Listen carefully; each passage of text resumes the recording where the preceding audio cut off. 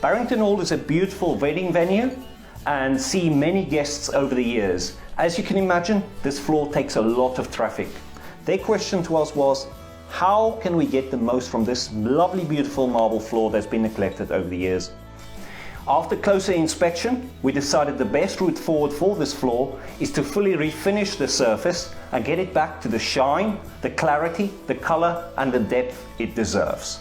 We do conferences, we do private dines, so I think we just needed a bit of TLC. The floors were looking a bit outdated, a bit dusty, and obviously not looking the best that they could possibly look. The chaps arrived, very friendly. I think there were 3 of them, 4 of them odd. Very accommodating, very down to earth. And they walked us around to make sure that we were happy with the project that they were undertaking. At which point then he took me through all the different layers and diamond encrusted this and diamond encrusted that, and it was fantastic. So it just shows that he is passionate about his job.